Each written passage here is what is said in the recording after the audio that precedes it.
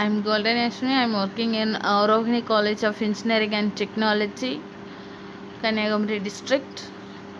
Okay, in this video, we are going to see span of control.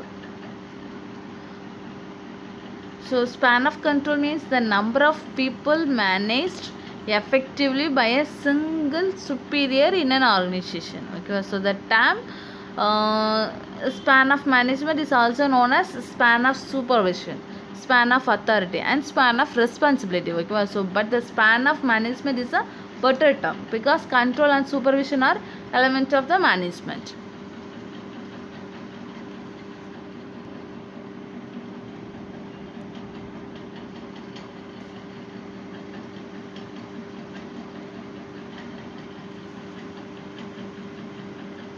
From this video, students will be able to explain why span of control is necessary, and they can also explain what is meant by span of control and what is span of control in organizational structure.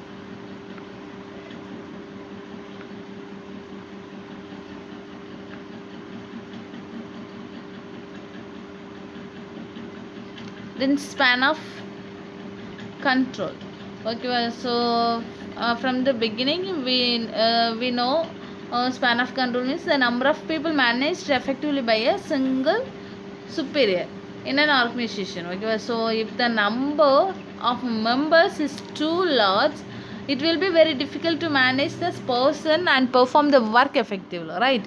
So a well developed organization depends on the effective performance of work done by executive. So the executive should neither be overloaded nor be idle. So however, it is difficult to decide the appropriate span of management. So in actual practice, spans vary widely and there is no best or ideal number that can be applied in all situations. So we can say that if a smaller the responsibilities of subordinate, greater will be the span of control. Thus at the bottom of the organization 6 subordinate is right number, but at the top the 3 is the most appropriate number. So from the figure we can see the two diagram, direct single relationship and direct group relationship. Okay, so direct single relationship, this is the determination of the span of control. The span of control was direct single relationship. Okay, it is one in which the supervisor has direct relationship with his subordinates individually. So consider if X supervises Y and Z who are subordinate. Then there are two direct single relationship. Okay, that is shown in the first figure. And the second figure is a direct group relationship. That is nothing but in group in direct group relationship, a supervisor has direct relationship with his subordinate jointly. Well, that is direct group relationship. In span of management, we have two structure. For what are that? Flat structure as and tall structure. Okay, flat structure is nothing but wide span, and the tall structure is nothing but narrow span. So wide span of management means large number of subordinate managed by a superior. On the other hand, narrow span implies a few number of subordinates managed by a superior. According to Davis, has suggested that higher levels of management can adopt narrow span since planning and policy making are the major tasks. Here, narrow span implies 3 to 7 subordinate to a manager. So at the middle and supervisor levels, work is primary of routine nature, right? So therefore it requires less direct contact and interaction. So as a result, span of management can increase to as many as 10 to 30% per manager. Okay, that is flat structure.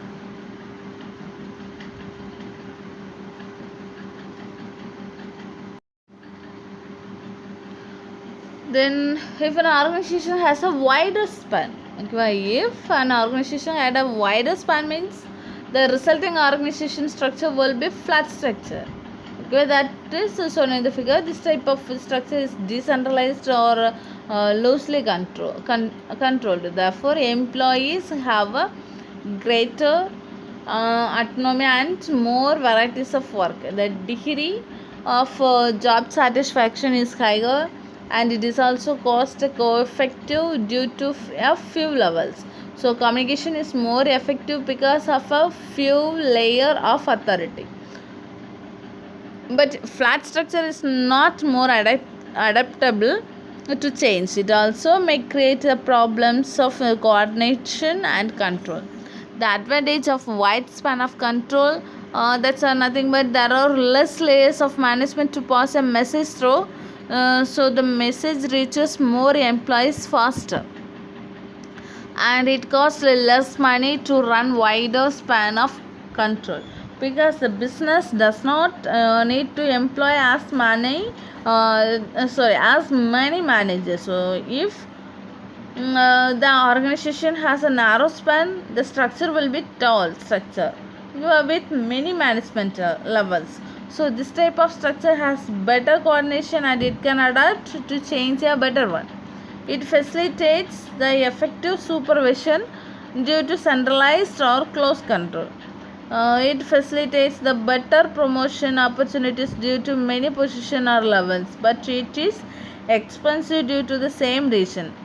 Then conflicts between the staff members will increase because each level is a power center.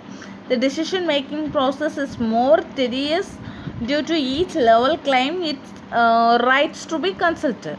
So motivation and job satisfaction of employees is low due to routine and specialized jobs.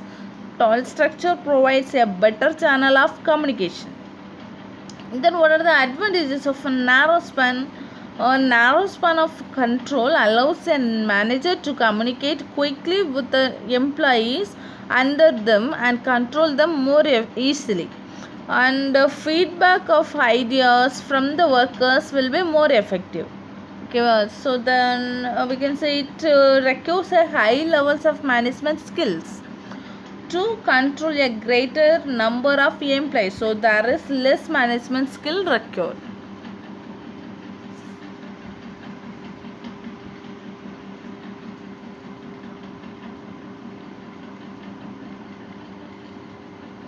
Okay, the quiz questions are: how does a span of control relate to a layers of management?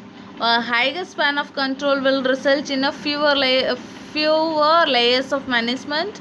A higher span of control will result in more layers of management.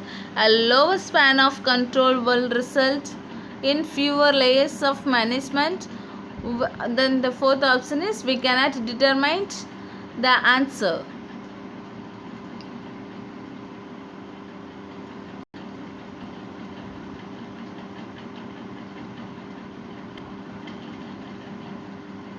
Okay, thanks for listening.